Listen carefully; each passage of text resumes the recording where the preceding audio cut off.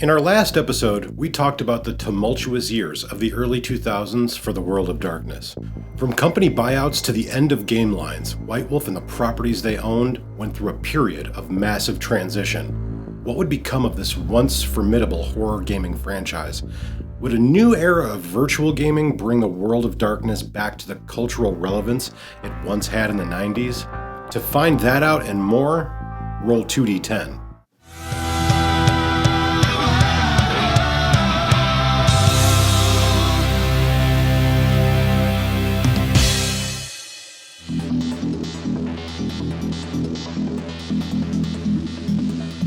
By the early 20-teens, fans of the New World of Darkness were clamoring for continued innovation, while fans of the classic game, eager for a taste of that 90s nostalgia, awaited the Vampire the Masquerade MMO being developed thanks to the merger with online gaming giant CCP. But online multiplayer games weren't all White Wolf had to offer its loyal fanbase. In September of 2011, White Wolf celebrated their 20th anniversary at that year's Grand Masquerade event. There, they announced a new edition of the classic World of Darkness version of Vampire the Masquerade. V20, as it would come to be called, marked the 4th edition of the original game line. While this new edition didn't extend the metaplot of the game, remember, White Wolf basically ended that storyline for Vampire in the early 2000s, it did improve the rules and overall play of the classic game. They also announced several new sourcebooks that would be part of the Onyx Path, a mysterious concept left unexplained at the time. While the event was a major success, rousing fan interest to new heights, Black Wednesday would throw all these announcements into question and change the landscape of the World of Darkness forever. What was Black Wednesday? Well, here's Professor Power Gamer for more info. Oh, good afternoon. I didn't see you there. By this point, many of the White Wolf employees were working full-time on the World of Darkness MMO, and CCP, the online gaming company that owned the property, found itself in financial straits.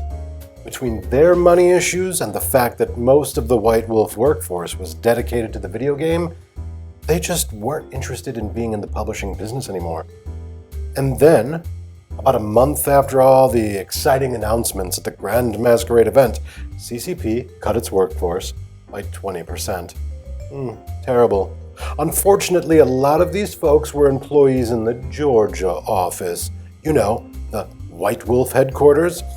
In response, the aforementioned mysterious Onyx Path Productions, founded by White Wolf creative director Rich Thomas, spun off to become its own company. The Onyx Path licensed the World of Darkness properties from White Wolf and purchased the rights to the games Scion and Trinity. Worthwhile games, unlike the World of Darkness. The full details of this transition were announced at Gen Con 2012. Thanks, Doc. CCP continued to tout the Vampire Simulator at that year's EVE FanFest. The World of Darkness was going to be a cutting-edge, next-generation MMO that would let players experience being a vampire, not just superpowered individuals. CCP claimed there were 70 people working on the tech needed to build the World of Darkness. They assured fans that the game was in pre-production and released trailers demoing gameplay. Reactions to the video were varied. While it showed a solid grasp of the World of Darkness's atmosphere, it presented little in the form of actual gameplay or physics. Meanwhile, things behind the scenes continued to get worse for the ghastly remains of White Wolf.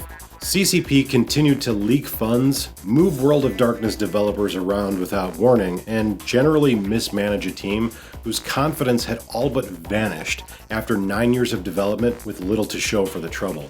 But while all us fans sat waiting with fangs dripping for the promised MMO, the world of LARP continued to grow and evolve. In 2013, the Mind's Eye Theater titles were licensed to the newly formed By Night Studios. BNS would go on to publish a new edition of Vampire the Masquerade live-action rules, as well as create their own unique metaplot within the confines of the original World of Darkness.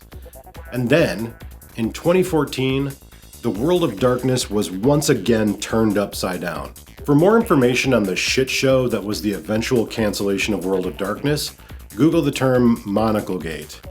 Trust me, it could and may be its own eventual video. And that's it. The story's over. Go make a sandwich, play a video game or something. I don't know, read one of the vampire books that you love so much. All right, well, talk to you later.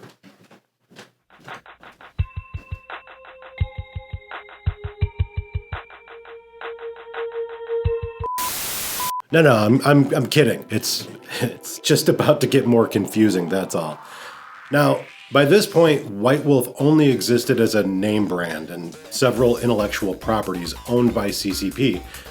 In spite of the failure of CCP's World of Darkness MMO, Onyx Path flourished and continued to release both old and new World of Darkness material licensed from White Wolf.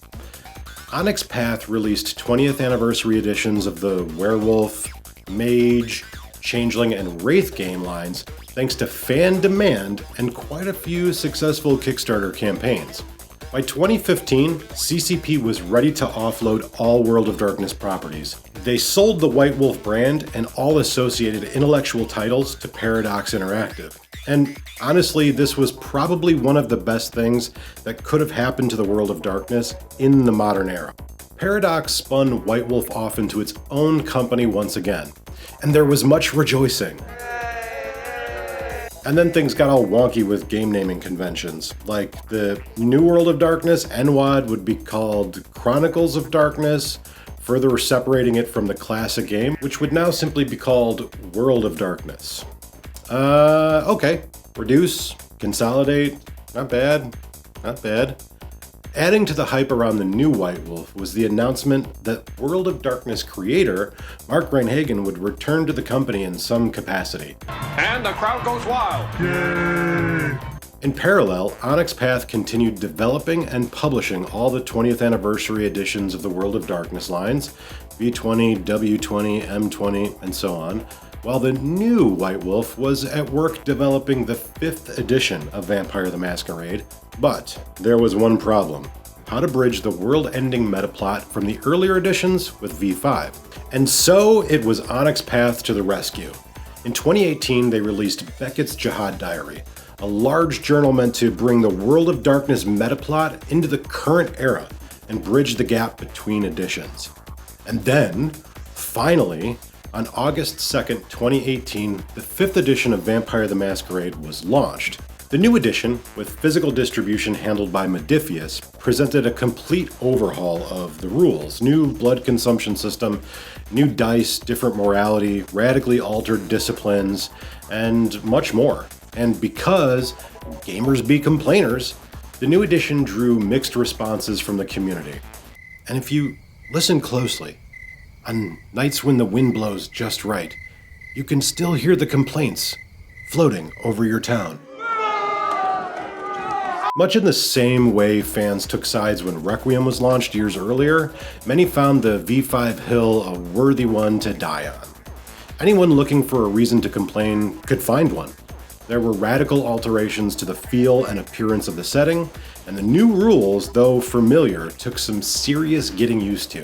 Players also justifiably noted that the changes to the metaplot didn't quite jibe with Beckett's Jihad Diary, whose sole purpose was to bridge the 4th and 5th editions. People even literally judged the book by its cover, complaining that it was too colorful and flashy. But let's be real. Though some of these were superficial mechanical and thematic critiques, others reflected concerns that were very much grounded in reality.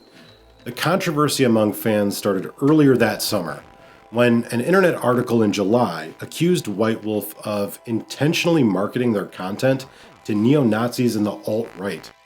The game's in-universe antagonists share many traits that Nazis and fascists associate with their real-world enemies, meaning the readers that share that ideology will be able to easily see it as representing themselves.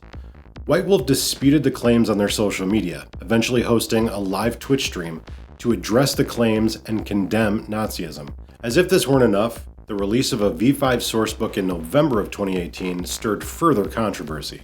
In the Camarilla book, a chapter referencing the ongoing murders and rights violations of gay Chechens was presented within the context of the World of Darkness.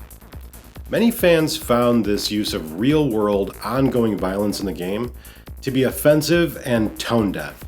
The fan community was incredibly vocal, and Paradox was swift to take action, because no shit they were.